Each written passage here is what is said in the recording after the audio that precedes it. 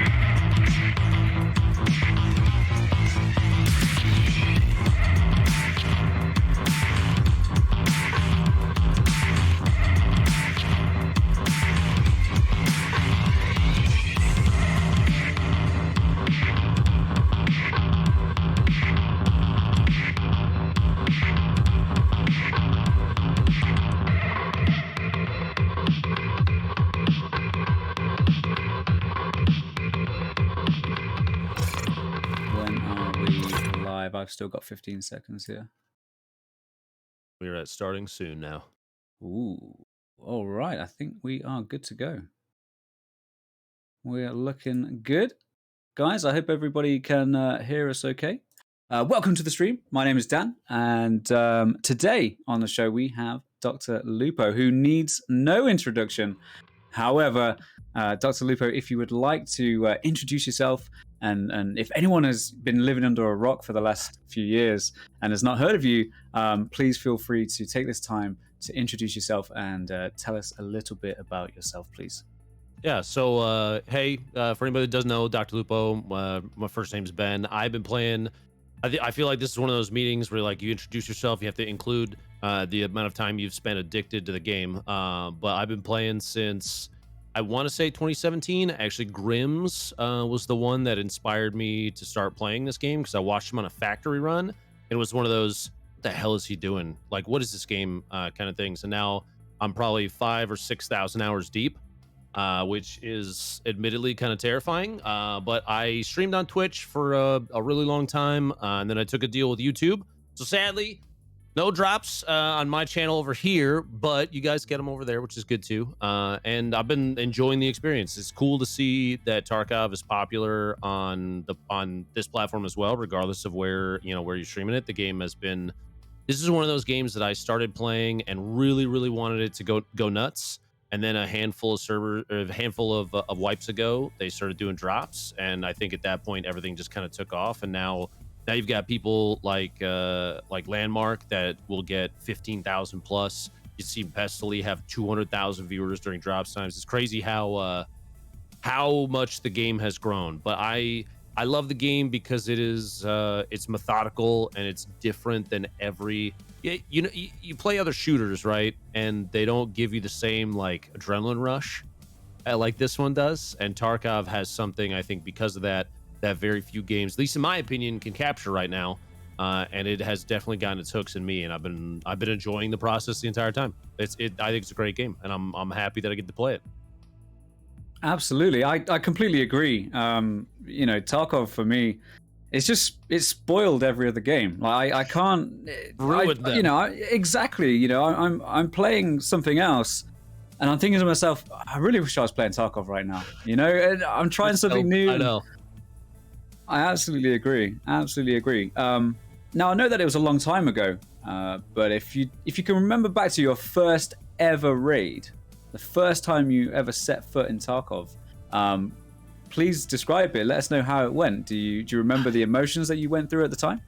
I think it was probably the same that a lot of people experience the first time they step into this game, is that it's an extreme amount of anxiety because you don't know where you're going, you don't know how to get out, you maybe you grab some tasks, or you didn't realize you had to grab them from traders, and you step into. I think my first raid was on customs. As I think probably most people start there as well. I think at the beginning, you know how when you select the map, it shows the difficulty relative to your level. I think that was probably the only one that didn't say insane. And so, naturally you're led to go to customs first.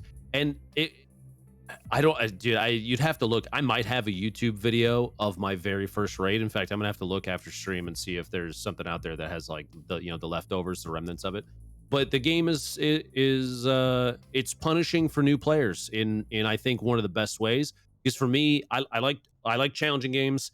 I like inventory. We'll call it collecting. My chat will probably call it hoarding. But like that kind of stuff is a big draw for me. And so going into the first raid, I very distinctly remember not knowing what the hell to bring in. And so you just kind of go in with whatever you have at first. And that first engagement, you just let it rip because you're used to being able to full auto in other games without having to worry about it. The gun kicks all over the place and suddenly you're shooting the sky and then you're dead.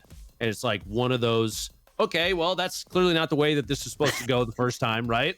So let's try it again. And it's that loop gets you. So I'm sure out of the gate, like I said, I'm gonna have to try and find it. That first raid, if it goes just right, which I think for a lot of people it does, even if you die immediately, it makes you want to go back and try again.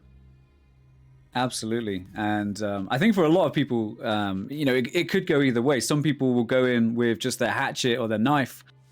And, I know of people who've took their whole like EOD stash into their first raid. They've got the M4 and the body armor and they're like, they're ready for war. They deploy and they're like, oh, now what? And of course, as a new player, I'm sure we've all been there. As a new player, you the first guy you see, it's just you get laser beamed, and you're just like, oh, okay, I'm dead. And then you think, oh well, I can just take my M4 back out, and then you've lost it, and you're like, oh, okay, so I don't get to. So this stuff in my stash, like if I die, I lose that. I don't have that anymore, and then that's when the anxiety starts creeping in. Fear kicks in right out of the gate. Exactly. You got people that are sitting on like giant piles of stuff that they don't want to bring in because they're like, if I bring this in, I'm going to lose it.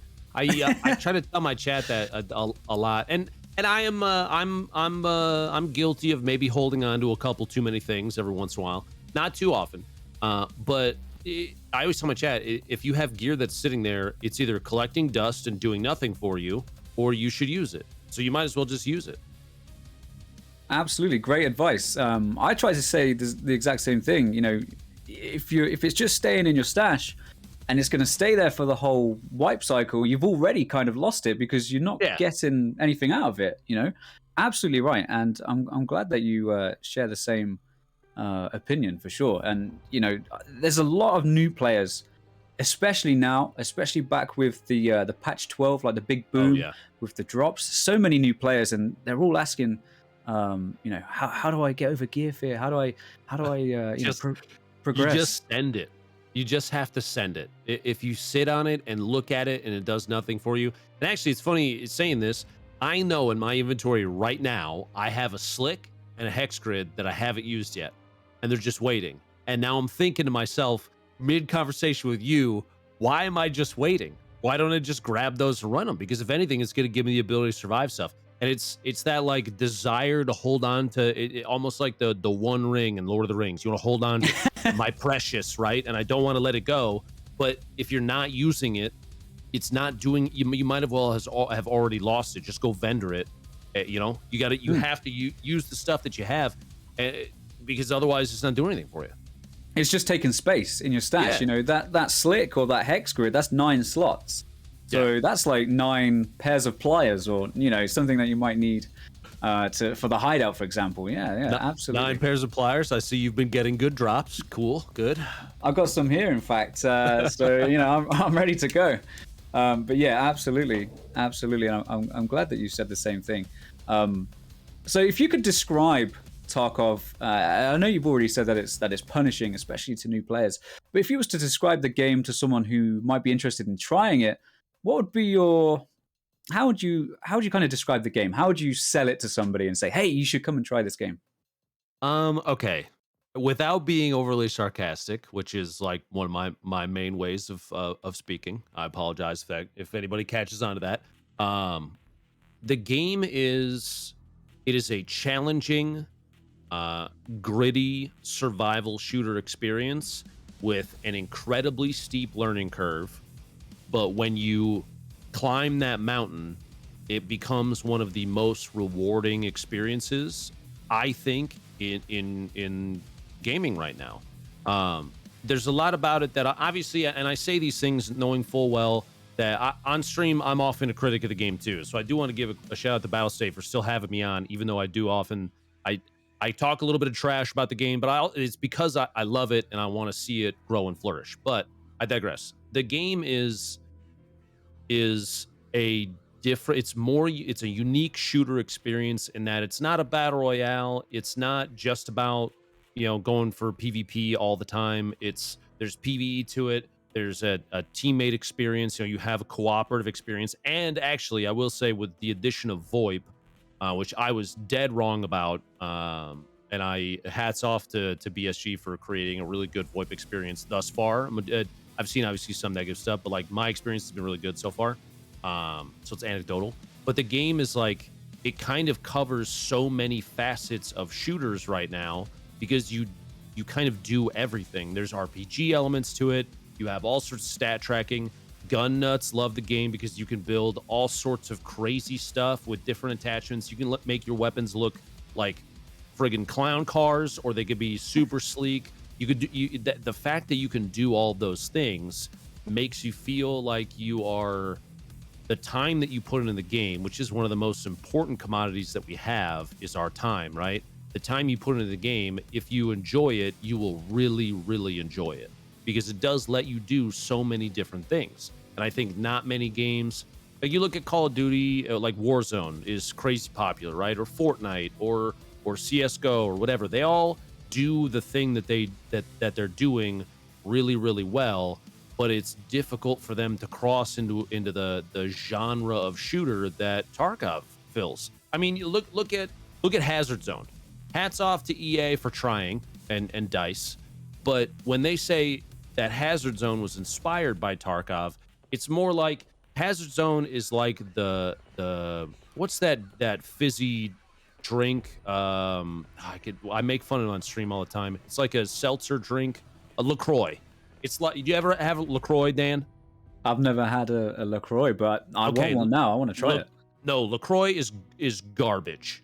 And that's what I'm saying, is that it tries really hard to be a fruit drink, just like Hazard Zone tried really hard to be Tarkov, but it's not Tarkov, right?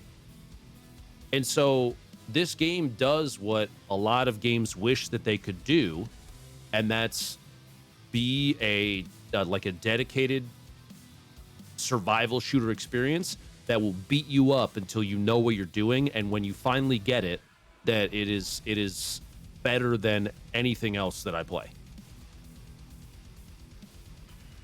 There you go. There you have it. If that hasn't convinced you to come and try and to come and check out the game, then I don't know what will. I certainly couldn't give a stronger pitch than that, for sure. I absolutely agree. It's so good. It is 100% true. There is no other game that gives this experience. It is, when I speak to other people about, playing Tarkov and that sort of thing, and Nikita, COO, BattleState Games, for those that don't know, like he's even said himself, like it's not designed to be this traditional fun experience. Like when we think about having fun, he specifically has said it's not supposed to be fun. I know, right? He's saying like you're not supposed to be having fun, guys. It's an experience. It's like I know it sounds cheesy, and I'm going to get a lot of stick for this, I think, but it's kind of like Tarkov's kind of a lifestyle in a way. If you're in, like you're all in with Tarkov. It grabs you, and it's like, right, you're either loyal to me or we're going to have trouble. And it's such a fantastic, compelling and exciting, but anxious. And like you say, you nailed it perfectly when you say, when you finally get it, and I'm like 8,500 hours in at the moment, somewhere around that sort of time. Okay. And I still feel like I don't get it. Even for top level players, as you play the game more and more, you'll learn little spots you can shoot from and angles you can peek at. And as you start to I think one of the things that higher end players, and you tell me if you think I'm wrong, but being able to know position of your opponents based solely on audio in buildings, stuff like that takes time to learn and memorize, right? But then when you finally get it and you're sitting outside of 3-story dorms and customs and you hear just the right sound inside, you're like, oh, that guy's on 2nd floor in this room, and you know exactly where he is because you've absorbed that information for so long. Those are the kind of things you still pick up later and later in your game time, right? And it gets, dude, it's crazy how much information you absorb and can really put to use. And I tell chat to that too, is like, one of the biggest skills in this game, I think, that people don't realize is literally just experience, just playing the game enough that you can memorize those kind of things, because that map knowledge, that in the seed experience that you get from just putting time in is invaluable when it comes to skill. Absolutely. 100%. Yeah. The more you learn, the kind of more you realize what you don't know as well. Like when you're first like thrown into Tarkov, it's very intense. There's a lot going on. You need to find it's extremely overwhelming. You know, you're trying to find your extracts. You've got a timer in the top right hand corner, and you're like, right, I need to get out. I need to survive. I've got these items for my quest that I've been trying to get for a long time. And once you get past that initial learning curve, you're like, yeah, I'm feeling good. Like, I know my way around. I can build my weapons. I can do this. I can do that. But the more that you play, you kind of start learning. You're like, wait a minute, actually, these guys are far better than I am. How did he hear me? How did he know where I was? And you kind of go through, you go through in your mind like, oh, that's how he figured out where I was. That's where he heard that sound. Like I stepped on metal, and he instantly knew. Okay, there's like the hood of a car or something like on the floor, and I accidentally stepped on it, and he knew. Okay, this guy's outside this side, and he throws a grenade, or he goes for the pre-fire, or he peeks.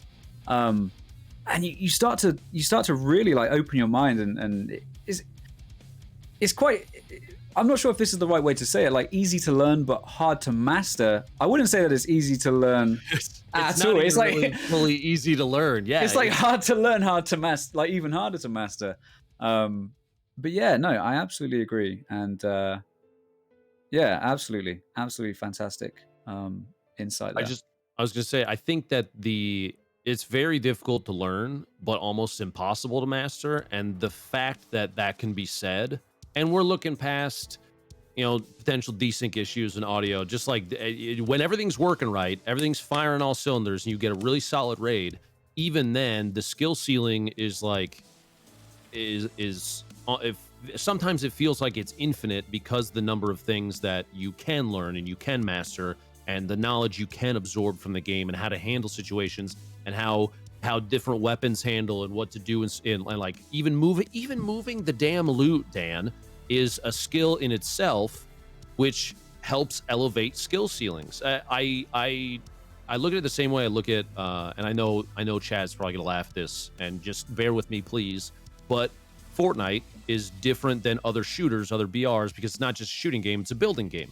Tarkov is not just a shooter, it's a survival game, it's strategy. You also have to be you got to be a friggin' Tetris god sometimes to fit all the crap in off the guys that you take out, right? And without that, the value of the things that you can get out goes up, because you are better at quickly moving the loot, right? You're better at building the inventory on the fly very quickly, and that in itself is like another level of skill. It's another skill ceiling that another thing that elevates the skill ceiling, that makes this game, the drive to get good at it, so strong, because you know that you could still improve no matter how good you are.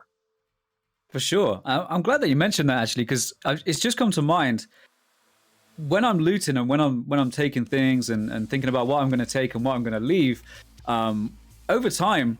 And I know that this was publicized quite well as an idea, or as like a meta.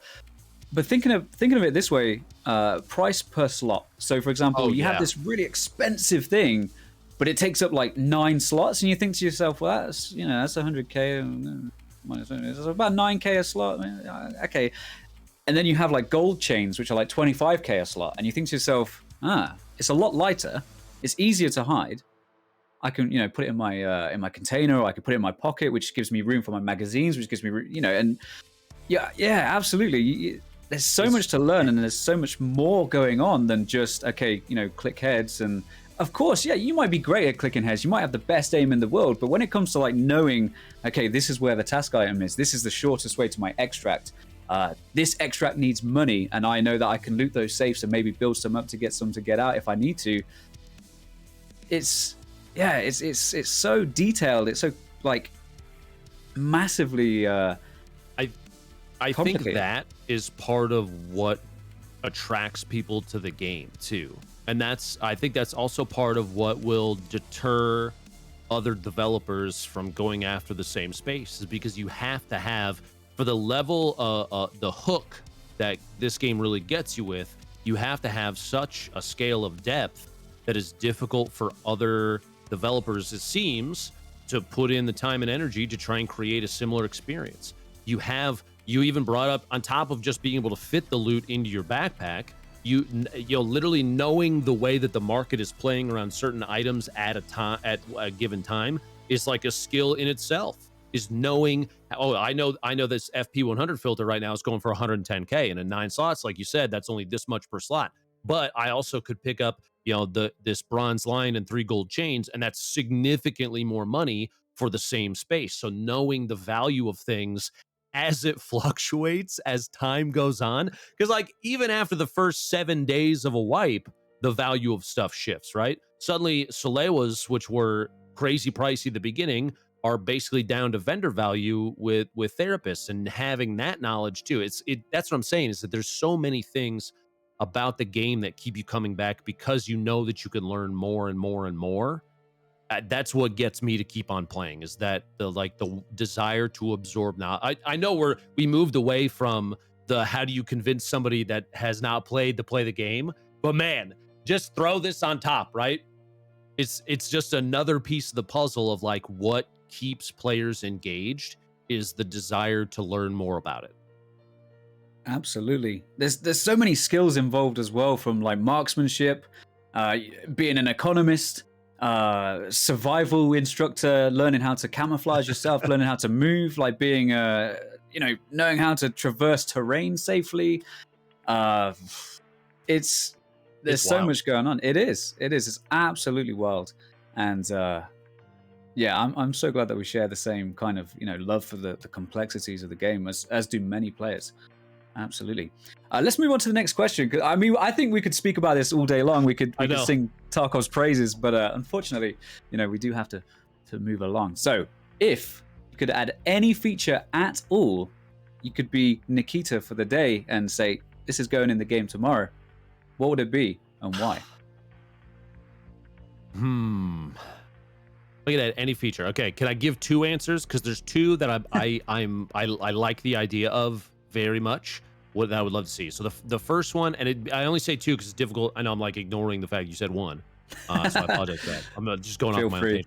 Okay, so feature number 1: give me the ability to relocate bodies after they're killed, because especially in a game like this, when positioning is so crucial and using your cover to your advantage.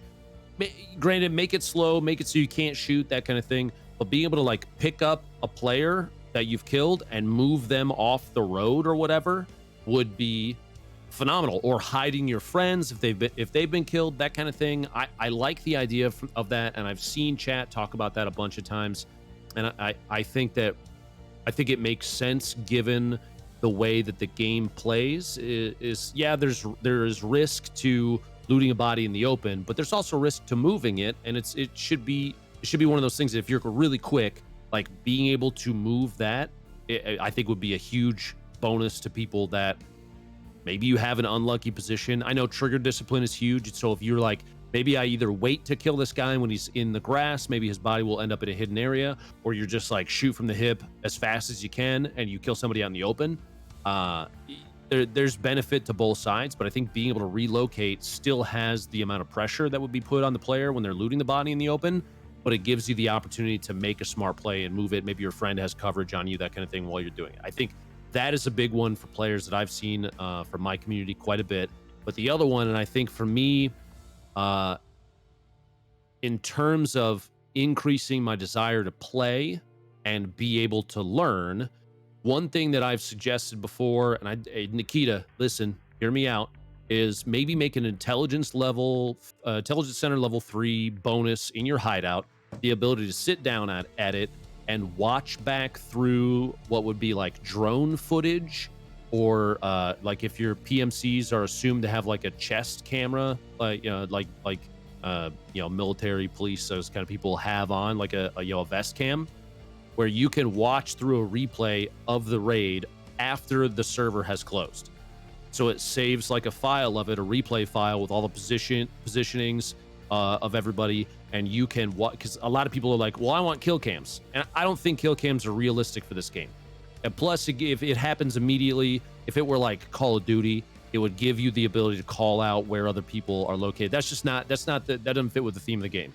But what if your intelligence center level 3 gave you the ability to hack like a drone, quote unquote, in the lore, and you can watch through a raid recap from above, so you can see where people moved, and then you can learn the pathing and spawn locations for players earlier in the game, rather than having to look things up on a map. You don't want that second pane of glass is frustrating to have to look at sometimes, when I would rather be able to see the things in the game in like a lore, like a built-in function. I think would be really, really sick, and it's something that I hope that they pursue in the future. I have to admit, I don't know if that's a thing that's been talked about before, and if it has, Nikita, bump that shit up the list. But I think it's a great idea because it gives you the ability to learn more about how to operate on each map. Absolutely. Let's tackle these in order. Dragon bodies. 100% agree. You've taken a guy out. He's in the road. What are you going to do? Realistically, if you was in that situation, the first thing that you're going to do, you're going to assess the situation. Right, this guy's in a dangerous location. Okay, got a full alleyway. There's arcs of fire on this location. Am I going to take this guy's body somewhere else? Yes. If you decide that you're going to want to search the guy, okay, I'm going to move this guy first before I start rummaging through his pockets. So you hook up your line, drag the body out of the way, get him into cover. Right, we've got some time here. Maybe post a couple of your teammates on Overwatch. Guys, I'm going to be a couple of minutes. I'm just going to search his body real quick whilst we're in cover. Happy days, no problem. You go through, and I totally agree. It would bring so much more like tactical awareness and tactical decision making to the game. I think we've all been in that situation, especially on Lighthouse. I don't know how much you've been enjoying the new map. Oh, it's like the best map, dude. It's so much fun. I love it. It's crazy. There's so many opportunities for insane plays. The water treatment facility, the east side up on those the north side up in the mountains is like perfect snipe position. I think the other day, like maybe the first week or two after we were in there, I got one of the rangefinders, slapped that thing on a sniper rifle. I hit an almost 700-meter headshot on one of the turret guys. Like, it's incredible. It's such a great experience. I know that some people have had some frustrations with nighttime and certain players not necessarily playing fairly and that kind of thing, but it's because the map is such a high loot zone that if you get a really good raid there, you get good positioning, and you get a really solid spawn. You go check the chalets, pile all that loot in your backpack, and get the hell out. And it's really high pressure. You've got long range. You've got some some up close and personal in the little shoreline in the ruined town. It's a great map.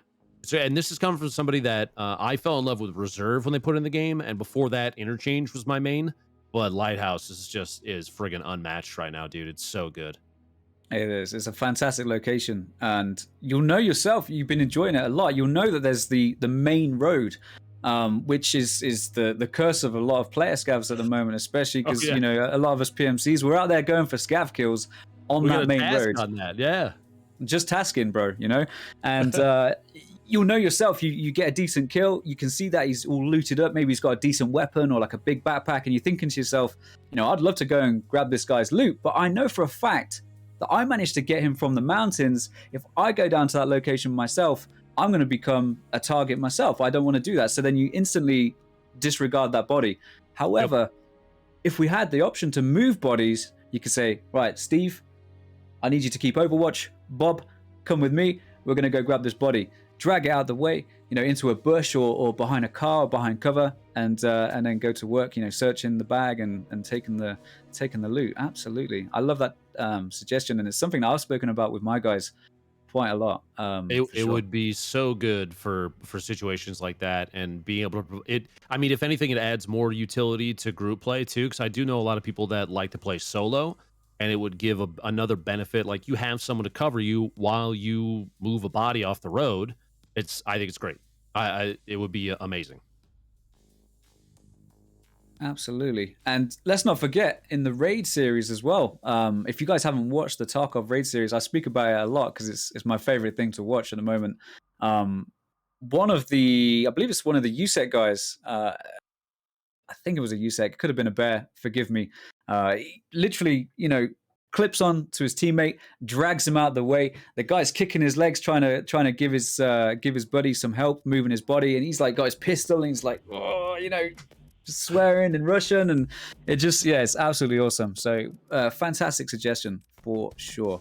And suggestion number 2, after raid replays, maybe a report from one of the traders. So say, for example, we know that there's a lot of CCTV cameras around Tarkov, and Mechanic, he's into his technology. Perhaps he and those Wi-Fi cameras as well that he gets you to plant. Unless that was Skier. Forgive me, guys. He's got the pieces already. But yeah, you're right. I mean, he's got the hook is there already for integrating something like that into the game, and having it be. I think the most important thing is having it fit the theme of the game, because you don't want anything to seem jarring for people that are really big into the lore of Tarkov, that want everything to fit with how the game was, how the story of the game was written. You want something that fits, and I think that fits because Mechanic, he does sell 317 euros. He sells the Wi-Fi cameras, so like the idea, the concept is in the game already, at least to some extent. Maybe that you have like a vest cam that take up the slot of the equipment slot, and if you don't want to run the compass, you can instead run like a vest cam that will record the footage, and then you can watch the footage back after the raid, because preppers, guys, whoever you insured with, goes to pick up your stuff, and since that it's like the little black box on a plane, it can't get looted, right? And so he can take that, his guys bring back the vest cam thing, he gets the footage out and gives it to you back in your hideout, and you could watch back through it after the fact. I think that would be really, really cool. I agree. And just to correct myself earlier, I think it's Skier's task. Informed means armed, just in case anybody yes, comes to kick my ass about that. I was just saying, you're gonna have people knocking on your door. Dan, what the hell? Actually, but no, seriously, I think, and just from like a out of universe effect as well, I think it will help people sort of come to terms with how people killed them, because we've all been in that situation. We're like, how? Like, how did that guy kill me? How did he know I was there? And I know it's a little bit of a taboo subject, and I don't want to touch on it too much, but of course, online games do have unsavory players, right? Players that are 100%. perhaps not playing by the rules, right? I think it would help a lot to kind of help Tarkov players come to terms with, okay, he heard me when I was moving, he heard me shuffling around, he heard me sneaking or crawling, or he heard me medding, and he knew that was an opportunity for him to push, for example. And perhaps he got a lucky shot. He's like, oh, I came around the corner and I was head-eyes instantly, like he must be a cheater. But watching that footage back, and perhaps from their perspective, or however, if it was to be implemented, however it would work, you could then go, he magged him 15 shots before he managed to get one lucky shot on my face. I wasn't wearing a face shield, my face was unprotected, you can see his weapons going everywhere, and you think, actually, you know what, that was a fair kill. And I think it will help people kind of come to terms more with dying in Tarkov, and it will help people sort of rationalize, like, not everybody out there is doing dodgy stuff. Like, there's a lot of luck with Tarkov, with the way the weapons work. There's a lot of getting hit by grenades that bounce off a table leg that rolls in through the door, and you don't hear it because and I think it's a fantastic suggestion, and I do believe it's been spoken about before as well. It's something that hopefully will will come in the future. And think of the content as well. Never mind, Oh, the man. gameplay. Like, think of the content, with free cams and being able to, like, go around and get different shots of the same It would be incredible. action. It would be absolutely awesome. So absolutely fantastic suggestions. I love them and totally agree. Now, speaking of features, is there anything in the game currently that you're not a massive fan of? Let's say, I don't know, a mechanic like recoil, or maybe the way grenades work, for example, inertia. Is there anything that you would change? If you could change like one feature, what would it be and why? Do you remember when it was like a week or something last wipe, where the camera recoil was bugged and like super low, and it was just the guns that were kicking? Yeah, I remember some of that. I loved that. I think one of my biggest frustrations with, like, I'm fine picking up a scav gun on a trash run, that kind of thing. My chat's screaming about Santa. Yeah, Santa can go to hell. God, what an ass. But I think one of my biggest, outside of those little, like, that's obviously an event related thing. The camera recoil that comes with lower quality weapons can sometimes be one of the most frustrating things, because I feel like there are certain weapons, when you shoot them, your PMC suddenly is like looking at the sky, and I don't understand why. That I think needs to get toned down. That's a big one for me. I know, like, I got people in my chat that are saying fix the audio, Santa, impact nades. Yeah, I hate impact nades too. I think everybody does, but you can get them, so you might as well use them, dude. I know that's gonna frustrate people, and they suck to go up against, but you might as well just start picking them up and chucking them at people. Chat, just fire away, just send it. But the visual recoil, the way that it is in the game right now, for me, is a little dramatic. It's a little too much, and I think that it probably needs to get toned down. I agree. And thinking about this system, I remember quite vividly being in factory, second floor in the lockers area, in the showers area, and I had the Saiga. I was going for shotgun kills or something like that. I think I was running like AP20, which has got like plus 50% recoil, so it was already pretty powerful, right? And I explicitly remember trying to engage a PMC, and I'm like, bam, bam, bam, bam, firing off this 20-round drum, thinking I'm Rambo, and my PMC starts looking up, and it's like the weapons, like, it's almost as if it's like pushing his head back, but he's not kind of following. It can, I agree. It doesn't make a lot of sense sometimes. Yeah, exactly. You're like firing your weapon, but your PMC's head's being knocked back as if it was connected to your forehead, sort of thing. And you're like, oh, and I agree. I think with some weapons, like, it's fairly unnoticeable. Like you say, it's usually with weapons that don't have like a stock on it, or like a scav weapon where you're firing it and you're like, ah. Yep. But yeah, that's a really interesting suggestion, or a really interesting change that you would make. I think we've all experienced, if you haven't experienced it, guys, and you want to enjoy some crazy camera recoil, grab a Saiga 12 gauge, fold the stock, and go ham. All right, just let it rip, and you'll see your PMC starts, looking up to the ceiling. Really interesting, suggestion. So that was 5 questions about Tarkov and your relationship with Tarkov. Mm-hmm. I think it's time to learn a little bit more about you as a person, as a content creator, and let's learn a little bit more about DrLupo, right? All right. So if you do find yourself with free time, and of course, content creation is extremely time consuming. Of course, it is not just sitting at the computer playing games. There's so much more going on behind the scenes with regards to making videos, or networking and organizing things like this, and taking part in events. There's so much going on. If you find yourself with free time, what do you find yourself doing? So for anybody who doesn't know, I have a 6-year-old kid, my son Charlie, and his approach to gaming is so much different than mine right now, because he's growing up in a world where the internet has always been a thing and tablets are everywhere, and he has access to all that stuff. But being able to experience gaming for the first time vicariously through him is probably one of my favorite not off stream things to do. He plays a bunch of, he's a kid, so he's not going crazy with like, he's not playing Call of Duty or anything like that. He's only 6. But introducing him to Minecraft and showing him Fortnite, and he's watched me play games like Diablo, which is super funny because that's kind of gory, but the details are really, really small, so he doesn't really notice it. He plays a game called Donut County on my Xbox a lot right now, and just like that kind of thing.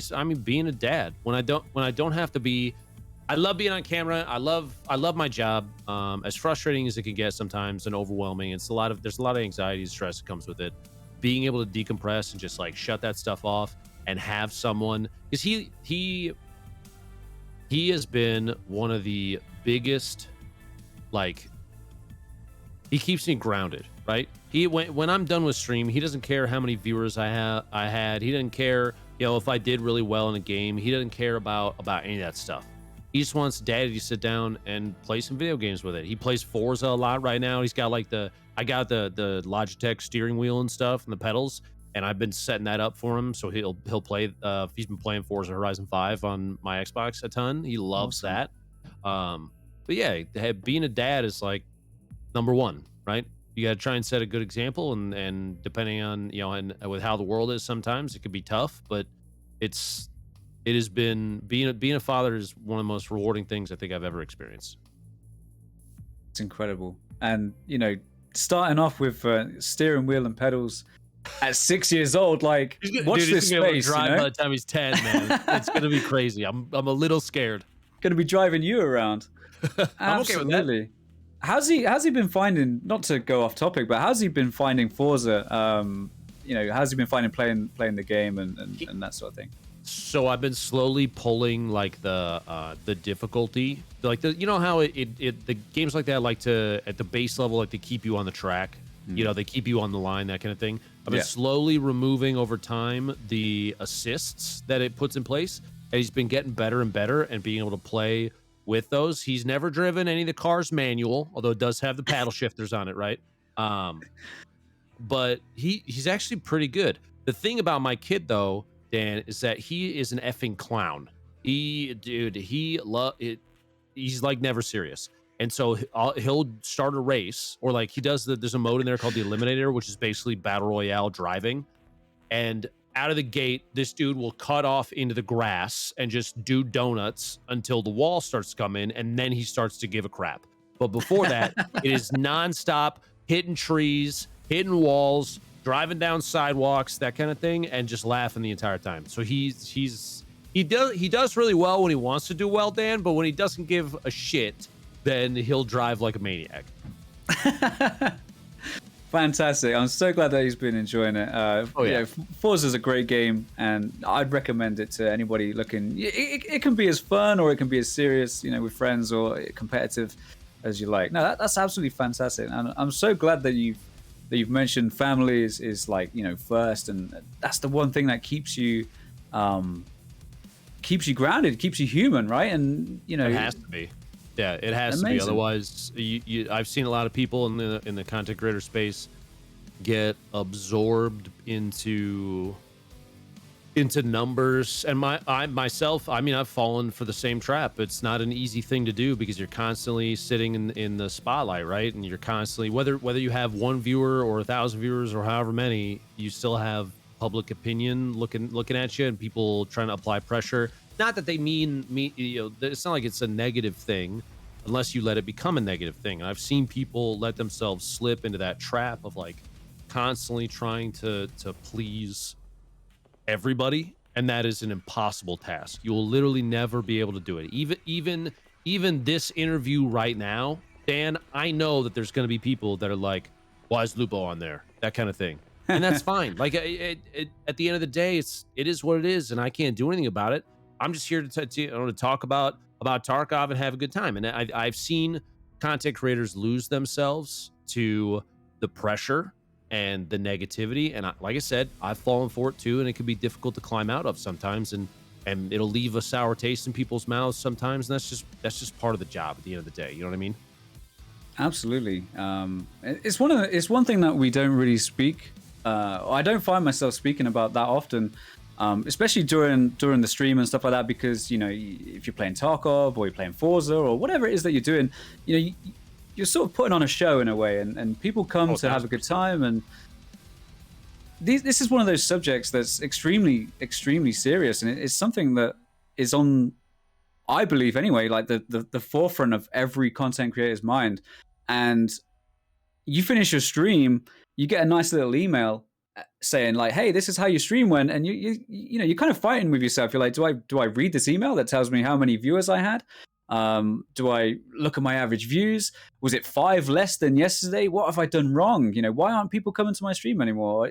It's so much pressure there is. You're absolutely right. There's so much pressure to grow as well. There's always this like, we have to grow, we have to do better, we have to be up on numbers, we have to be doing this and that. But I think sometimes it's really easy to forget, like, you just when you're streaming, you just want people to have a good time. You want yourself to have a good time, and you want you want everybody in the chat to have a good time, or whoever's watching the video or the VOD.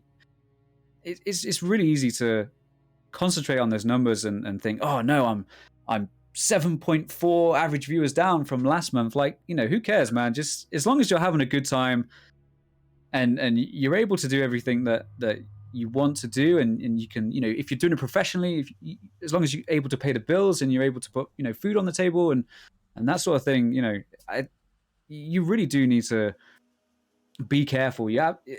The way that you describe it as being a trap and falling into it. 100%. I will say this too. I want to point this out. That email you described that you get after each stream? They don't send those over here on YouTube, Dan. I don't even have to look at it. Easy. Easy. Ooh. I'm just going to take a sip of my juice there. Yep. Just let that sit. We'll think about that one. No, but on a serious note, I'm so glad that you mentioned it, and I'm it impresses me so much as well that you mention those of us, because nobody starts off with 1,000 viewers, right?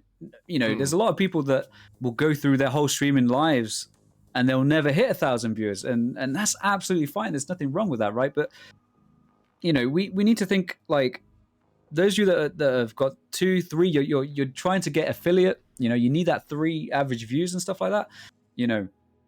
If you have a good time, if you market yourself intelligently, it will happen, man. And try and enjoy those small goals as you go. Don't think, oh, I really want to be partner. Like, I need those partner numbers and stuff like that. You just set those goals every week. Like, my goal, for example, every day is like, did we have a great stream? Yes or no? No? Why did we not have a great stream? Oh, because maybe I was in a bad mood that day, because, I don't know, I burnt my breakfast or something, Honestly, yeah. No, I don't blame you. Do you know what I'm saying? You burn your breakfast, you're setting yourself up for failure that day. I'm just going to put that out there. The breakfast is the most important meal of the day. You know what they say? 100%. All right, moving on. So, which superhero ability? This is a bit of a surprise. I know this came out of nowhere. Okay. Which superhero ability would you choose out of everything? I mean, you can make your own up if you like. So, what would you choose? Okay. I'm gonna go based on DC, Marvel superheroes that already exist. I'm gonna use my favorite one. I have always been, before the movies, the MCU and all that, I've always been an Iron Man fan. And it's because the technological side. I'm a huge nerd. I've done tech stuff for a really, really long time. I worked in IT for a super long time. I've done crazy gimmicky BS on stream with hardware and cutting wires and splicing them together and stuff like that in the past. So the tech side of things has always been a huge appeal to me. So for me, Iron Man, including the entire like demon in a bottle storyline, I'll take the bad with the good. I'm fine with that. Iron Man's always been my favorite. And my chat is laughing. They're like, "Oh, you mean the power of being rich?" Shut up. You shut your mouth. All right. Yes, that is what. No, I'm kidding. I've always loved all of the tech that comes with Iron Man is just so friggin' cool to me. I have to ask, I'm gonna have to return this question to you. What about you? Wow, I wasn't ready. Wow. I'm asking you now. I was not ready. I would say, oh man, I think a power, a superpower, perhaps either it would have to be something for good. It would have to be like maybe healing power or something. You're making me look like a dick. Like, I want to be Iron Man, and I'm like, I want to be, the the savior of humanity. No, I think it would be like a healing power or something, or maybe something a little bit more lighthearted. It would be a power to just like entertain and distract people, and I'm so glad that you said previously how real life can be a real bitch sometimes. It can, right? 100%.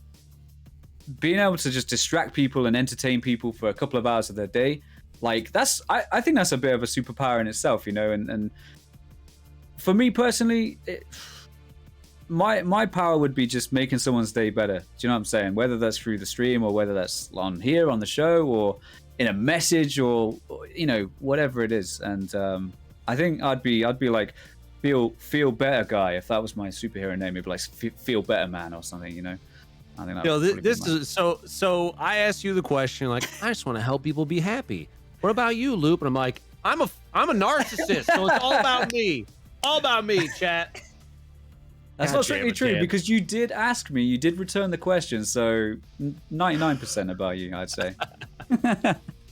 For sure. Right. So let's move on to the next one. If you had a gin lamp, now this is a very important question, and I think my opinion of you will change depending on what you say. God. Okay. Are you a Witcher fan? I am a Witcher fan. I've been watching the series on Netflix. I feel as though they've done a pretty damn good job for what is available. Why do you ask? Well, what's the follow up on this one? If you had a gin lamp, what would your 3 wishes be?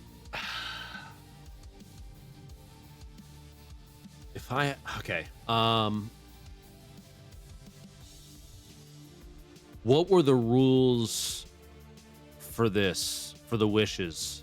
Isn't there something specific that you can and can't do with it? I don't remember. And you're testing me now. It was something to do with... I'm literally looking it up real quick. Yeah, I don't think it was able to involve the djinn. Like, you couldn't wish for the djinn to go away or something cryptic like that, I'm sure. I might be completely wrong there. I only watched it last week as well. I watched it for like the second time last week. I can't remember. Chat, help me out. I think you can't do anything with... I think you can't do anything with killing anybody. You can't do anything with more wishes, and these apply to the Witcher lamp as well as pretty much every other magic lamp, right? Yeah. And you can't revive the dead. I think were the 3 big ones, right? Okay, so sounds about right. Step number 1, or wish number 1 would probably be, I don't know if you know this, I do a lot of money. I do a lot of charity streams for raising money for cancer research. It would probably be to eliminate that entire requirement just by, especially kids, man. Kids in no way deserve to suffer through anything like that. So cleansing humanity of those kind of ailments, especially for kids, is huge thing number 1. Because I think a large portion of the turmoil that we experience in the world comes from human suffering, and to alleviate the pressure from the next generation to have to deal with said suffering sets us up for a brighter tomorrow. And I know that sounds super cliche, but I do 100% believe that is one of the biggest issues that we face right now. Is there are a lot of things that kids have to go through that they shouldn't have to go through, and it applies to more than just stuff like cancer. And I know my chat will probably, I don't know, we'll see. We'll see how they accept that one. But I think that's a good one to start with. 2, I would love to be given the opportunity to know if there is other life in the universe. I'm a big fan of space. I super excited for the James Webb Space Telescope to fully expand and get set up. I know it's going to take a couple months to get it to the right orbit distance in space from Earth and stuff like that. But I think having knowledge about our existence in the universe is pivotal to framing our interactions with other people in the right state of mind. I think a lot of people are so close-minded because they only see what's right in front of them on a day-to-day basis. So it's difficult for people to remember that even looking at chat, the lines of text are actually those are human beings. There's like people there typing, right? And some streamers and some content creators and some people in chat and just across the internet as a whole forget that there's so much more than just like, you know, getting your licks in on some other line of text and chat. So that kind of thing, knowing for sure that whether or not we're the only life in the universe, and there's no like, I'm not saying some religious implication or anything like that. I just want to know what else is out there. So having that knowledge is super important. So that would be wish number 2. Wish number 3. Dan, I could go for a really good hamburger right now. I would Same. I would probably send it on the last one and just hit me with the most delicious meal of my life. I'll do one for myself at the end there. Oh, what a fantastic range. Absolutely. Yeah, dude, I agree. With regards to kids as well, like kids don't deserve bad things, do they? Do you know what I'm saying? Like kids don't deserve bad things to happen to them. They didn't decide to be here. They just, you know, as we all did, popped, if you like, into the universe.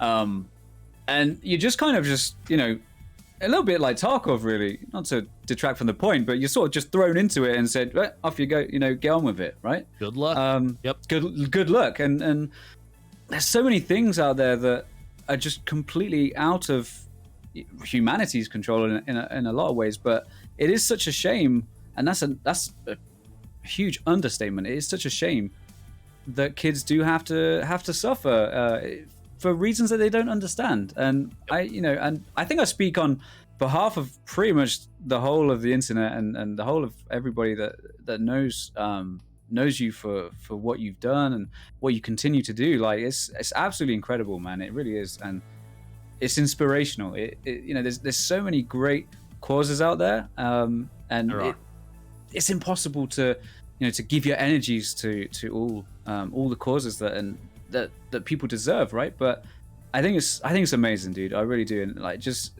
from one person to another, man, like, thank you for everything that you do, and thank you for inspiring others as well, because it's so good to see on social media, like, hey, look, we raised this amount of money for these guys, and we did this for those guys, and I just love the energy that it kind of creates as well, because people really want to be part of that, and it's just for such a great cause too. So yeah, dude, like, just not off the record, but like from one dude to another, like, I think that's incredible. So I appreciate it. Amazing. Thank you, man. Absolutely. I'm getting a bit choked up here, man. Like, this is getting deep. Sorry. No, it's cool. It's cool, honestly. Wish number 2, man. Space, aliens, yes. Just anything, just being able to know, because I think some people forget the scale at which we operate in the universe. So I was reading a thing this morning on Reddit about the increasing speed of expansion of the universe since the Big Bang. So for anybody that is unaware, the estimated duration that a black hole will exist is, because they slowly, as they grow larger and larger, start to give off energy out the north and south poles. Basically, you could see at least digital representations. People that have done renders and that kind of thing. So as eventually they'll grow big enough, and then they shoot all the junk out, and they dissipate. And it takes an estimated billion years for that to happen. That's a lot of zeros. So if you look at, let's say the time the amount of time that the universe will exist before all matter is inevitably dispersed into a giant cloud of nothing, right? It is, let's say we scale that down to a year, right? Our existence takes place in the first microsecond of the first day of the year in comparison. That's like such an infinitely tiny amount of time relative to how long things will exist eventually, right? It's like mind-boggling to consider how the human brain just can't comprehend it. No. It's just not possible because it's so massive in comparison that we're on a tiny little floating rock flying around a ball of gas that's on fire, that's orbiting a black hole at the center of the Milky Way, that is for some reason flying away from the center of whatever of the universe because of an explosion that happened, billions, trillions of years ago, and here we are, right? It's like the framing of that, you almost have an existential crisis thinking about it, right? Because it's like, what the hell, dude? It's mind blowing. Yeah, and so having knowledge of those things of the universe is such an important thing because it helps you keep life in perspective. I was not expecting that answer. I will be honest. Yeah. When you Sorry. when you frame it that way, and to go into like a little bit more detail as well, like where we are right now, 2022, like the technology level that we're at right now is allowing us to have this conversation, right? Yep. Let's go back 100 years. And again, 100 years is such a tiny, almost insignificant, and I think that's a really good word to use. Is insignificant in the grand scheme of things. Like we're not, as human beings, we always think like, oh, we're human beings and we're so clever and we're so great because we can build skyscrapers, right? And I'm sure there's a civilization out there somewhere watching us, thinking, look at these idiots, like look at these absolute like Neanderthals compared to what they are capable of. And they're just like, nah, just leave them to it, man. They'll sort themselves out. It's insane. It's insane. I hope during our lifetime we get the opportunity to experience some sort of if it can happen, and if it's gonna happen, I hope it's during our lives. The chances of that happening are so minuscule that it probably won't. But to go back to what you said, even 100 years ago, let's say you and I were born 100 years ago. There is no shot in the world that either of us know the other one even exists, right? There would be no. There's no way. There's nothing, is there? There would be no way, unless the only way 100 years ago is if, let's say, for example, one of us made, I don't know, it was in the show business or something, and there was like a flyer handed out, like, Dr. Lupo's performing. But what are the chances of that happening, in those days as well? It's crazy. It's crazy to think about. It is. We're sorry, Chad, for leaning into the existential portion of the conversation. Everybody, take a big deep breath. Get a drink of water. Remind yourself that everything's okay. All right. And we can move on to wish number 3, which was, of course, hamburgers. Right? Dude, the perfectly cooked burger is unmatched. It's just, all right, what's your wish meal then? I'm quite easily pleased, dude, as long as it's edible and, tastes all right. I'm so simple. I'm so food, right? Yeah, as long as it doesn't make me feel bad afterwards, I'm pretty cool. If I was to have a wish meal, it would probably be, I don't know, so maybe like duck spring rolls, I'd say. I'm quite a fan of duck spring rolls, something like that. Okay. Chicken or something. A commendable answer, honestly. That's perfect. Absolutely. I appreciate you. I'm so not used to this, by the way, because I'm here with all the questions. I'm like, yeah, we're really gonna roast him tonight. Like, we're gonna really get him.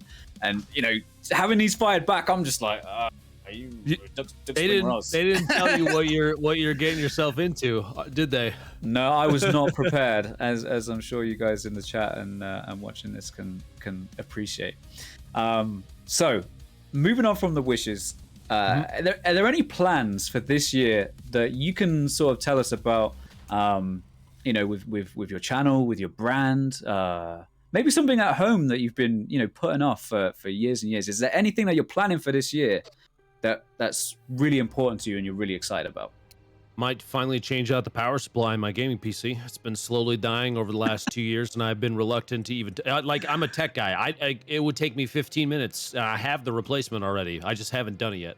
No, I mean, like, there's always stuff that's in the pipe. There's always stuff that's being worked on. I've had a couple TV show things that we've been mulling through and have like had contract stuff done, but that we haven't had any traction moving forward yet because we're trying to sell concepts and stuff like that to people. There's always stuff like that is moving, and thankfully, because my wife is my manager, she does all the coordinating and phone call stuff and emails and all that. I would get overwhelmed. My brain, I get pretty scatterbrained pretty quick, so she's there to help.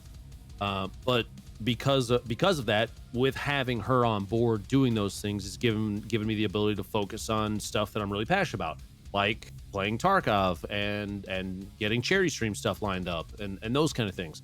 I don't know if BSG mentioned it to you, and maybe you saw it or maybe you didn't. Did you see when I did the stream from my mobile rig in the factory that looked like factory? I didn't catch that, but I really want to now that you've mentioned it. It was like hot. We did an Intel activation, and Intel had come to me and said, "Hey, throw us any sort of stupid ideas for doing whatever. What do you want to do? Just tell us what would be really cool that you think would be cool to do." And originally I said, well, what if I played Tarkov from a location that looks like it's Tarkov? And they found this an abandoned mall in LA, and we were going to go there, and it was going to be set up looking like Interchange, and I was going to stream from my mobile rig in the middle of Interchange and do Interchange raids. And they're like, okay, that's a really cool idea. We'll work on it. And we eventually switched it to Factory, and it ended up being phenomenal. So if you have some time, you should go check that out. Dude, but the reason I bring it up is because I want to do it again. Dude, it was so much fun. They hired a guy that plays like Russian characters and TV shows and stuff, and he came and he was there as my contact with to talk to Nikita, quote unquote. They had like lore laid out. I actually, let me hold on. I have a look at this. I have like a physical Dan Jackule bottle from the event. I've got, hold on. No way. Hold on. I have a Tar Cola that they gave me. I have some of the Rat Cola as well. I have a bunch of the paraphernalia, the like decorations that they use for it. Cause the dude was like bringing me drinks and stuff. And they printed out the burger bag. They had the right label and stuff on it, and they brought me a burger from shit was wild, Dan. The level that they went to. There was a bear. There was an actual physical bear there. An actual bear. They had flashbangs and paintball teams shooting each other behind me in the middle of me doing a raid. I'm not even kidding. It was insanity. So that kind of thing, that was such a memorable event for me. One of my favorite things I think I've ever done, that I want to do another round with that. And I'm going to try and talk to Intel and Nikita, whoever, dude. Let's do another one. Let's go above and beyond, because it was a blast. When someone... Yeah. I got flashbanged multiple times too, by the way. There was a marching... Oh, yeah, I forgot the marching band. They hired a fucking marching band, Dan, to walk around behind me and play music as loud as they could, like around me, while I was playing. It was insanity. I feel like, when someone tells you about like this amazing TV show that you've never seen before, and then you watch the first episode, and you're blown away, and you're like, how did I miss this? Like, how did I not see this? Like, I feel like I'm missing out now, because obviously I'm gonna have to, as soon as the interview's finished, that's gonna be my like nighttime viewing, dude. Like, you should go check it out. Yeah. I know this is a little like, well, it's me, so I'm gonna gas it up. But even if it wasn't me, I would tell you go watch it. It was really cool. I'm speechless. Like, that's amazing. Like, I'm a huge. I love the fact that you've got all the props as well, and you've managed to hold on to some of the stuff. For those that don't know, I'm going to plug the Tarkov merch store. I've spoken about it quite a lot over the past few days. But the Tarkov merch store, like, you can find like AI2s. Okay, so like the cheese med kit. Obviously, I've got my pliers here, which are my own pliers, but they kind of look like nippers and stuff like that from the game. I've got like the Bear Telnik top, the like USEC patches to go like the P90 and the hat and the cap and stuff like that. So I think it's absolutely incredible that you've got all the props as well. And I love how excited you were to just like grab them and like show them like, hey, look what I've got. Like that's so cool, dude. And I'm not going to speak any more about this because I don't want to be spoiled. I don't want anybody to say, hey, Dan, this is what happens or anything like that. Like, I need to go and experience this myself as soon as I can because that sounds absolutely fantastic. And to hear like a potential expansion or like, another episode, if you like, from would be in awesome. that theme. That is so cool, dude. And I wish you the best of luck because that's going to, take some serious planning, no doubt. Absolutely. Since you mentioned it, I have to show one more thing. I know this is a huge tangent, but this is how my brain works. My chat's screaming about it. Is you recognize this guy? I certainly do. That's the secure container Gamma. This is the Gamma, and inside. So a while ago, my one of my viewers made a setup in here that hopefully you can see. It has the loadout that I would run on reserve when I was running it all the time. She put in a serve kit, an IFAK, a paracord, a golden star, extra ammo, and a key tool, because this is exactly what I had in my Gamma all the time when I would run reserve, like the exact setup. She included it in here when she sent it to me. It's like to a T. This is my reserve Gamma that is on my desk all the time. I am like awestruck right now. Cool. That is that not the coolest thing like you could ask for? It's so geeky, but like it's such. I think it's sick. I'm still super grateful that was sent to me because I don't think you can't buy those. No, that's completely like a custom-made thing. Absolutely. Like anybody that sees, outside of the content creation world, anyone that doesn't know like what YouTube is or Twitch is when it comes to like live streaming and video games and that sort of thing, like anybody that would see it would be like, oh, it's a black and yellow box. It's a box with some stuff in, right?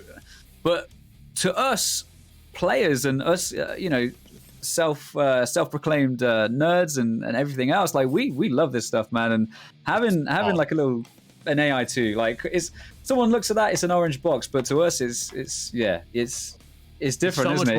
It's so much more. It is, of course. That's absolutely awesome. Right, so moving on from plans for this year, would there be anyone that you can think of off the top of your head that you'd like to recommend for an interview in the future? Is there any of your friends, any of your fellow content creators that you'd like to hang around with? Any of them that you'd like us to have on the show at some point? So there's a handful of people that I play with pretty much every single day. I keep my circle of people that I play with relatively tight, just because it's people that I know and trust, that I know aren't trying to like leech or grow off what you're doing, that kind of thing. But I think someone that would be good to have on a show like this. I don't know how many times that you've done this in the past or with who, but I'm going to throw Pool Shark's name in because he served in the United States in Afghanistan, and so he has had real war experience. We were actually even talking this morning about the weaponry that he brings, that he used to carry with him all the time on deployment. I think for a conversation about the level of realism that Tarkov has versus other games, he would be a great person to have on. And that's not to say that anybody else that I play with is any less deserving of having a conversation that I think would be engaging. I think Darkness 429 would be good. Genticles would be good. She's very silly. Tim's really good. Darkness is really good at this game too. These are people that I know that have had positive, wonderful experiences with this game, that I think deserve some spotlight time because they have different stories than my own, and I think people deserve to hear them. It's and I have to say it's tough for me to leave anybody out that I play with, that I have played with at all, because I play with them because I think they're good people, right? Absolutely. Absolutely, Pool Shark. I've heard of this fellow before, and I think I love the fact that you mentioned the military background as well. Tarkov, of course, is an extremely technical and military style game with a lot of references to survival gear, operational kit and equipment, as well as weaponry and first aid practices and that sort of thing as well. So absolutely awesome. I appreciate you. Giving us a suggestion there. Of course, 100%. Guys in the chat, we can't guarantee that we can get anyone on, not because we don't want to or anything like that, but of course it takes a lot of planning. It takes a lot of being in the right place at the right time. So I'll do everything in my power to see if we can make that happen. And yeah, cool. I appreciate the suggestion. So Of course. let's see, right? Because we are. I'm absolutely loving the detail, but this is what I like to call the quick fire round. Okay, so I've got 10 questions all lined up, ready to rock and roll, and not in a rush. But I'd love to see if we can blast through these 10 questions and just sort of go boom, boom, boom, boom, smash through and see what kind of information that we can extract from your brain. Okay, so quick fire round. Question number 1: did you have a childhood nickname? Oh, not one that I can think of. I mean, not one that I want to say in front of my chat that they're gonna weaponize against me. I mean, I think my mom had a nickname for me, just like every parent has a nickname. Like I call Charlie Bud and Buddy all the time. But I'm sure it was something similar to that. Not anything that I can think of off the top of my head. I guess the one that I could say is all through middle school into high school, and this happened to all my brothers as well, was just Lupo. Everybody would call me by my last name. Very few people ever called me by my first name, which was kind of a weird thing, but it's what happened. Well, that's a catchy surname for sure. Okay, so question number 2: the most significant gift in your life. The most significant gift in my life. Apart from the gamma container that you just shared with us, because that is incredible. So on my right hand, on my ring finger, I have a ring on right there. That when my dad passed away 4 years ago, my mom, after a couple weeks, gave this to me as something to remember him by. And I know my chat is saying, your son. No, I would say that it wasn't really a gift. We both put a lot of work into that chat. Come on now. No, I think my father's wedding ring is my number 1. Thank you. Question number 3: what scares you the most in life? Being alone. Which is funny because I sit in the basement of my house by myself for like 13 hours a day, which is why I cherish the moments that I get when I get to leave this room and go hang out with my wife and my son. Yeah, being by myself is, as someone who's an introvert too, it's such a funny thing to think, but yeah, the thought of being alone is terrifying to me. Got you. So, if you had 3 negative traits, what would they be? I have 3 negative traits. I get easily frustrated when I make mistakes, especially in something that I'm supposed to be good at. I get fucking furious with this game sometimes. And I'm supposed to be good at it. And when I die, my chat will vouch, be like, "Oh, here he goes again, saying he's dog shit at this." I'm like, I'll miss a shot and be like, "Fuck, trash this game, stupid fucking game." So I think getting down on myself really easily is thing number 1. I get super easily distracted. It's very difficult for me to focus on things sometimes. It's because I have ADD, but which is glorious that I've maintained focus during this conversation right now. I just want to put that out there. Shout out to caffeine for giving me the ability to not get sidetracked too much. But I do get distracted very, very easily. Thing number 3, negative trait about myself. I take criticism way more personally than I should, and I know that, and I'm actually significantly better on a lot of this stuff than I used to be. All 3 of the things actually, but I take criticism personally when I definitely know that I shouldn't. Yet, and like my brain knows that I shouldn't take it personally, and yet I still do. It's a clusterfuck in there. Yeah, I think a lot of us can relate to that for sure, especially in content creation. Absolutely, yeah. So, are there any historical figures that you are interested in at all?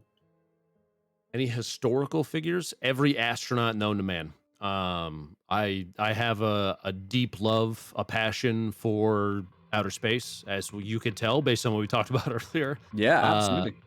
and we actually, I got the opportunity not too long ago because of St. Jude to go out to the Inspiration 4. I got to see the launch in person, which first off was absolutely incredible and an indescribable experience to see a rocket go up into space from that close, even though you're still really far away. You're like 2 miles away over the water, and it's flying obviously away from you, but that was wild.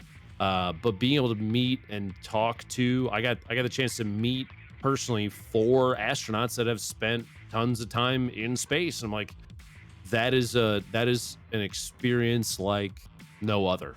Is to know that there are people that have looked back at this planet from miles away and being able to see everything, and it's kind of a humbling experience. So give me a lineup of astronauts, and I would be happy for the rest of my life. A fantastic answer for sure.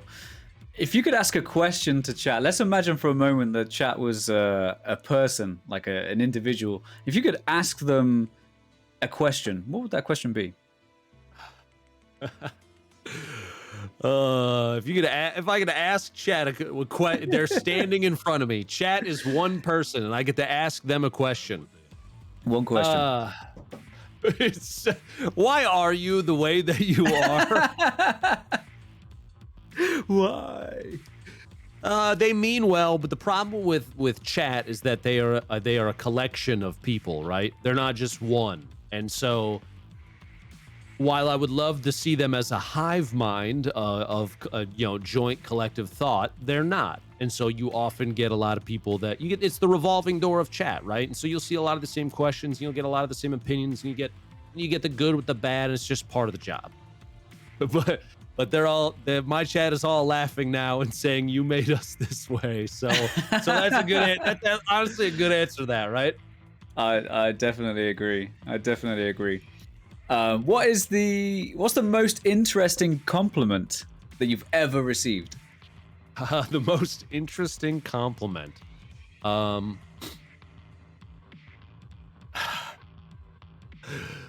Every once in a while you get those people that come into chat that mean well by what they say. But I recall someone a couple years ago, after maybe like a year ago, after I had eased off of Fortnite and leaned very hard into games like Tarkov, that kind of thing, and being told, wow, you actually are pretty entertaining, even when like Ninja and Tim the Tatman aren't around. And I'm like, okay, cool, thanks, dude, appreciate that. It's always those kind of like, wow, people said that you fell off, but look at you, dude. Wow, you're doing pretty good today. So that kind of thing. It's those underhanded, like, Yeah. They mean well, right? But it doesn't necessarily come out that way. No, I know exactly what you mean. It's like, I'll get a haircut and, chat's like, oh, cool, Dan, you don't look like shit today. And I'm like, thanks, I suppose. Thank you. Yes, somebody in my chat just said, wow, Lupo, you're not that old. Yeah, thanks, guys. No, I appreciate that. Thank you. Oh, no. I love it. Okay, so number 8, how did you choose, if you did indeed choose, because I know a lot of us just sort of fall into it and we're like, oh, okay, cool, we're creating content now, or we're streaming. How did you choose your profession? To do this job was an accident. I started streaming as a way to try and help my friend Brian out when we were doing Destiny 1 Trials of Osiris carries, and he's really scary good at that game. In fact, he works for Bungie now. And so when we first started doing Trials, I was like, well, I can stream. I have like a channel I don't use, I can stream on Twitch as well and try and get more traffic your way. And one thing led to another, and I got really lucky a bunch of times in a row, and I rolled the dice as it becoming my full-time job. Actually, my wife was the biggest push for me, was her saying, you're not going to get a chance to do this again. So if you don't do it right now, you're going to miss out. So you might as well go for it. And I was like, okay, F it, let's go for it. And one thing led to another, and now I'm sitting here talking to you. I'm sorry to hear that. No, this is good. You're great. Are you kidding me? I appreciate that. I know we said that this was the quick fire round, but I think I'd really love to expand on this a little bit, just for any content creators, streamers, YouTubers who are in the audience today, or who managed to catch this VOD or video. You say that you got lucky multiple times in a row, and with myself, like the word luck, I especially when I'm thinking about Tarkov, I always think about, because people say to me, oh, Dan, you got lucky there, or you got unlucky. And I always think to myself and try and explain it in a way like, well, I positioned myself this way, so this was more likely to happen. Are there any tips that you could give to any creators out there to kind of help them make their own luck? Like how do they, something, the kind of thing that I'm talking about? One of the biggest benefits that I've found, or one of the biggest bonuses, one of the most what's the way I'm trying to say this, to position yourself in the best way possible that I've found, consistency is huge. People like watching a stream like it's like on a television schedule. They know when to tune in, they know when to be in the right place at the right time, and that helps so much with consistency and growth, and knowing when to capitalize on situations. We live in a time where you're lucky if you're able to do this job at a high level, even like a mid-tier level. I mean, anybody can hit the go live button, but once you start building up traction, you don't take that for granted. And so when opportunities arise, don't be afraid to dive on them. The other option is you let things float away, and you never went for it. You never, maybe somebody reached out to play and you're like, I don't know, just go for it. Just maybe you can find a new opportunity to network that way. You can make new friends, because that kind of stuff, that positivity makes the world go round. And if you don't dive on those things, you're going to miss out. And I too feel like the word luck, I say I got lucky. But when the reality of it is that I was smart about positioning myself in the right place at the right time, and finding people to help me along the way. My editor, Steve, is in my chat right now. He is a huge, finding him and making that connection with someone who's helpful and understanding, because he gets that my brain can be a clusterfuck sometimes and isn't always organized. Having people like that in your corner is huge. Knowing when to maybe a new game comes out, you jump on that and go for it, right? Maybe the game that you're on right now is in a lull, but people are like, we want to watch someone even though it's not great right now, and going along with that. Maybe it's end of wipe Tarkov, and people are so tired of dying to the M61s constantly, and everyone's running slick Alton all over the place. Everyone's a super Chad. Not everybody wants to watch that, but there will be people that want to watch that. And so if your thing is to capitalize on that and utilize it to grow your audience, go for it if you think that's the right thing. Don't be afraid to go after opportunities if you think it's the right one, because the worst thing that can happen is it fails and you try again, and that's fine. It's okay. Don't get discouraged by that. Don't be afraid to fail at trying something new. Yeah, 100%.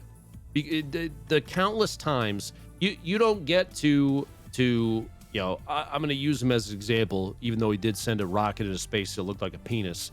But Jeff Bezos didn't become Bezos without making a bunch of mistakes before that, and you've only ever heard for the most part about his successes. I'm sure he tried tons of times to make all sorts of different stuff, but failing is part of succeeding, and people forget that. People think it's like, oh, if I'm not making it now, dude, I'm never gonna make it anywhere, right? Absolutely not. You have to go after the opportunities when they present themselves, because if you don't, that is the biggest failure you can have, is not trying. Quick question: Are you? I don't suppose that you're planning on writing a book or anything at all. I don't know if you can disclose anything, because this is some really inspiring stuff, man. And like, I think there's a lot of people out there that would really benefit from hearing, someone who people certainly look up to. I'm certainly sitting here thinking like, wow, maybe I should have done this, maybe I should have done that, and dude, this is absolutely amazing advice, and I never expected it to go this way. So I'm so glad that we kind of, segued off into content creation, because there are so many videos out there like, hey guys, generic video creator 69 here. I'm going to tell you the 10 best ways to grow your channel. All those sort of things. Anybody can write that spoon-fed BS and put out content like that, and it quite honestly, not that they mean to be, not that it's not helpful, but it has been said and done before. I mean, even the things that I'm saying to you now have probably been said and done by somebody else already, and I appreciate it. But I think at the end of the day, it's less about hearing those things. It's more about maintaining the mindset that comes along with those things, because a lot of people will forget them. And when you forget a concept like it's okay to fail, if you forget that, you're going to slip back into what you were doing previously. So hearing, hey, chat, it's okay to fail, if you forget it, then it hasn't done anything. So people can say that all they want, but it's not effective unless the people that are listening to it actually hold on to those values and operate based on what they've heard. You know what I mean? You got to actually follow through. Following through is huge. Absolutely. That's a good one to think about. And I know, like I say, this was the quick fire round, but I really, sorry. I'm so glad that we capitalized on that question, and we did go the way that we went, because hopefully, some of you guys in the audience that are thinking to yourselves, I'm not doing as well as I could be, or I'm struggling in this area or in that area, like realizing that you're not doing so well in a certain area, learning that's like the most important part, like realizing, oh shit, I actually should be maybe marketing myself in a certain way that's gonna put my content in front of the right people, and this sort of thing.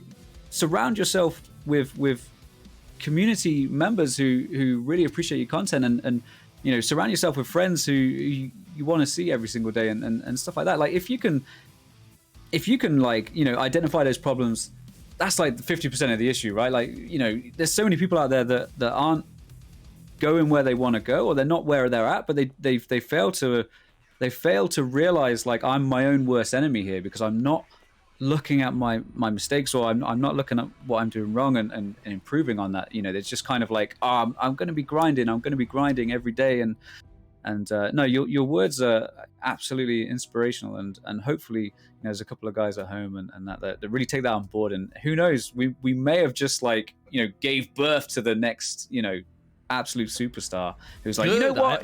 I hope so, man. I do. I hope so. Amazing. No, that's awesome. So let's move on to question number 9. One book, movie, music, like some sort of art form or game that everyone needs to know about. What would you recommend? What's the one thing that you think people shouldn't go without? Man, that is. I mean, we can narrow it down to maybe one of each category if you like book, movie, music, whatever, whatever's best for you. I know there's a lot out there, of course. That's tough, because there's so many things, so many influences from especially my childhood that have gotten me to where I am now, that I give a lot of credit to. I know this is quick fire. My chat is, they're like, yeah, no, quick with Loop. Yeah, good luck. Okay, I think I'm going to use this. This is probably my go-to, because I've played this game for a very, very long time, and I do know a lot of people that I play with and respect that have looked down on it. I'm just going to say it. Minecraft. And before you freak out, chat, hold on, hear me out, because we're talking to Tarkov audience. I understand. Minecraft is a game that holds itself with it is almost innocent on the cover in terms of what you can do and how you look at the game and what you expect from it. But the complexity and creativity that it will get you to exercise within your mind while playing it at like a full send kind of level is big. Without a game like Minecraft, and you can substitute anything where creativity and access to your own personal creativity is a main component of how you play the game.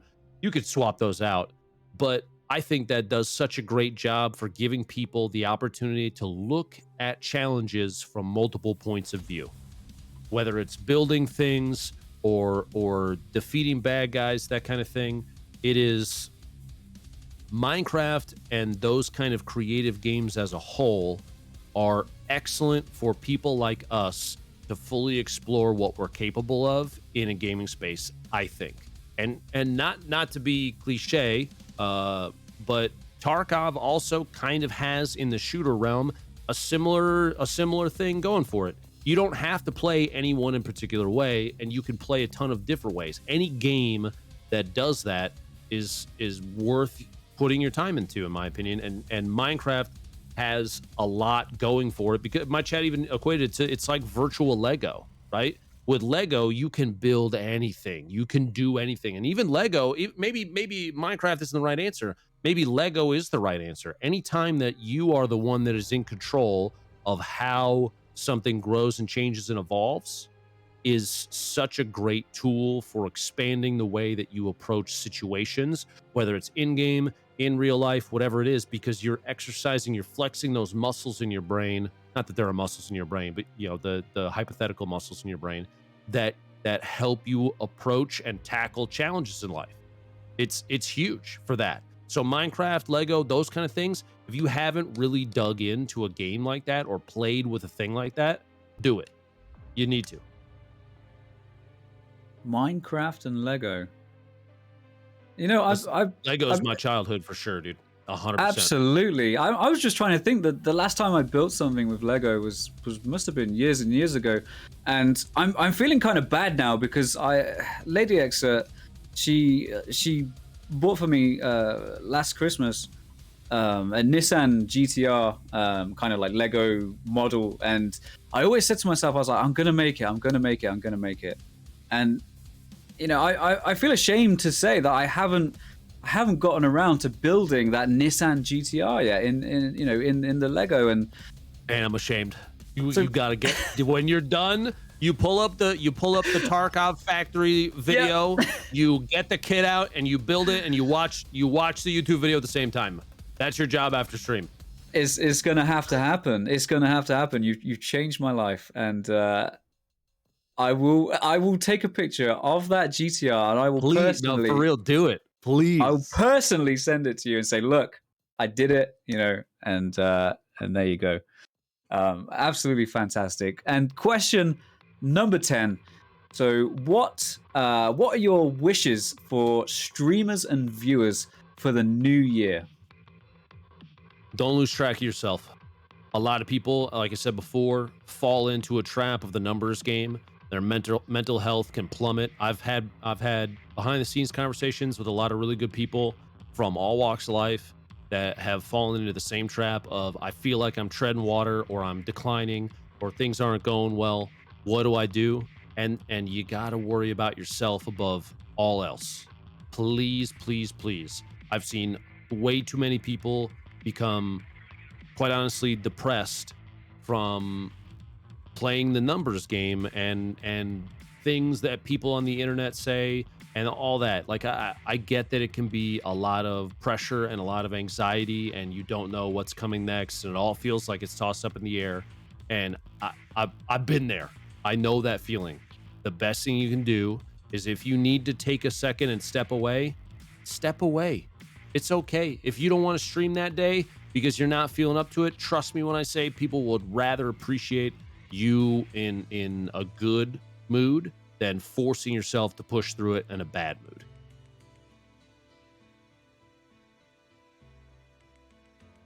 I could definitely 100% relate to that as well, for sure. Mental health, thankfully, it's huge. It's everything. It's your whole. It affects your whole. The way that you perceive your whole perception of the world and the universe and everything. Thankfully, over the last, just to say a number, 10, 20 years perhaps. Thankfully, mental health is becoming more and more. I don't know if mainstream is the right word, but I guess less taboo. Acceptable to discuss. Absolutely. It's okay to say, look, dude, I'm not okay, man. I'm not okay, and I need someone to talk to. Yep. And there's no shame in it because everybody goes through stints of being not okay, and that's fine. It's a natural thing. I mean, if this game is pissing you off, take a step away from it. Tarkov pisses me off. There's some days where I end stream right after dying. I'm like, chat, can't do it. See you later. And it's just like, it is literally okay to do that. It's okay to step away. It's okay to be like, you know what?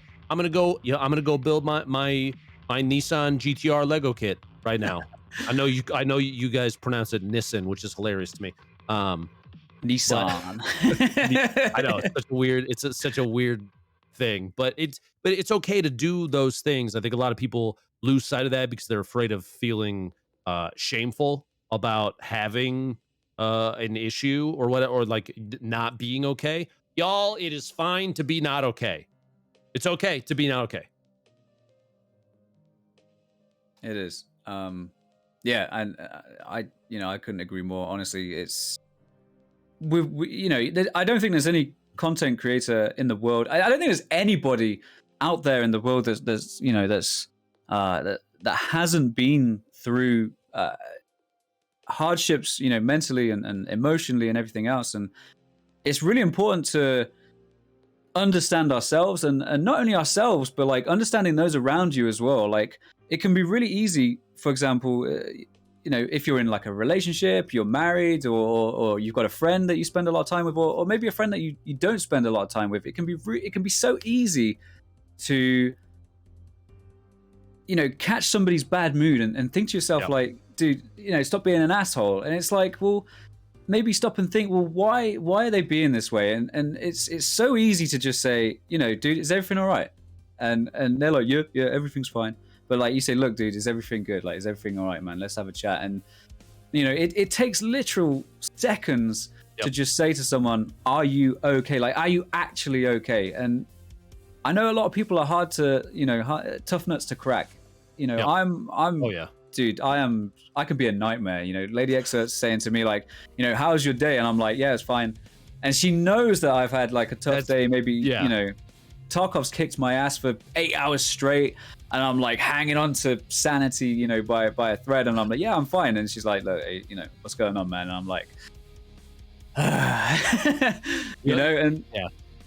yeah, you don't want to talk about it every time. And it's okay to not want to talk about it, but recognizing that people are human beings and go through their own BS, and it's acceptable to go through BS is, I think, a big part of humanity that a lot of people miss out on. For sure. Absolutely. That was a fantastic, I think that was probably the best end to the 20 questions that we've had tonight, guys. Now we will start to wrap it up. However, Ben, it's been an absolute pleasure. It's been, a real experience tonight, and I've enjoyed every moment. It's sad that we have to end the show. Like I said earlier, man, I could sit and chat for hours and, go grab a beer and stuff. But, the BSG are going to want their channel back soon. So I know. I can't stay here forever, sadly. I appreciate your time, Dan, and shout out to BSG for taking the opportunity. I know I left the purple platform, although temporarily. I guess I'm back on it right now, which is kind of weird. Hey, Twitch chat. How's it feel? But it's weird, right? But thank you to, like I said, to both BSG and you for taking the opportunity to have a conversation today and talk about some Tarkov and some not Tarkov stuff, and put a lot of things in perspective as to the fact that we are all ultimately still human beings just trying to have some fun, right? Absolutely. If there's a message for the community, for the Tarkov community specifically, if there's a message that you'd like to leave them tonight, please feel free to use this time to do so. Yeah, I was just gonna say the biggest thing to remind people is that it's okay to take a step away, and if you're gonna run, you're gonna run, do your thing, enjoy the gameplay, and try not to get too crazy about it. Try not to take things too seriously, because I've seen a lot of people kind of lose their heads over a game like this, and it's. I know Nikita says it's not supposed to be fun, but at the end of the day, it's still supposed to be a little fun. So keep that in mind when you're playing the game. Absolutely, it is. It is still a game, and as we sometimes spend more time in Tarkov than we do, in the real world sometimes, because we're just so hooked on the game, guys. It is a game. It is a game, and It's huge to remember that. it's so important. It really is. A quick message from myself, if you don't mind, guys. I just want to say a huge thank you to BSG, Dimitri, Garfield, everyone behind the scenes that's been working, through the Christmas and holiday period. Everyone that's been in lockdown for the last 2 years because of COVID, Yep. working from home, but still managing to, develop Tarkov, still managing to work behind the scenes at Twitch, YouTube, everywhere, man. Like it's been a crazy few years, and guys, you've done an incredible job at getting through it and staying sane and being there for each other. And I just want everybody to continue to remember that with regards to Tarkov, BSG, they love their game and they want us to love it as well. Okay, they're not, in my humble opinion, they're not deserving of a lot of the hate that's being sent their way. They are doing everything in their power. They want the game to be the best there is and the best that it can be. And in my opinion, Tarkov is the best game. It's the one game that's kept me sane for the last 4 years. And guys, let's be patient. I know that you don't like queues. I'm from the UK. I was born queuing, right? I was born queuing as someone from the UK. Okay, we are experts, professionals, and I don't like it. I do not like queuing. However, guys, it's one of those things. It's it will pass. There's a lot of people playing right now. Everybody's trying to get in on Tarkov. They want this experience, and it's. I was speaking with Dimitri the other day, and we were saying like it's kind of a good problem to have, right? Because the last thing that any developer wants, the last thing that any creative person or creative company wants is for their game or their product to not be loved and to not be popular with the target audience. Now, guys, everybody's trying to get in, everyone's trying to play, so please continue to be patient. And let's have a fantastic year. We've got some amazing things lined up, development wise over this year, and be excited and look forward to it. All right, because we're all in it together at the end of the day. It sounds cheesy, sounds cliche, but we're all part of the Tarkov community in some form or another. And let's keep looking out for each other and keep kicking ass. All right, guys. So Ben, it's been an absolute pleasure. It's been a real experience, a real treat, and I genuinely thank you for taking the time to speak with us tonight. Absolutely, my friend. Guys, let's call it there. Please, put your hands together in the chat. If you're watching at home, maybe you're catching a video. Thanks for watching, and make sure to follow BSG on all of the socials, YouTube, Twitter, Instagram, everywhere, guys. The more socials you can follow with BSG, the more in the know that you're going to be. And join the official Discord as well, guys. It's been a pleasure. Thank you all so much. And hopefully I'll see you very, very soon, guys. Thank you and good night.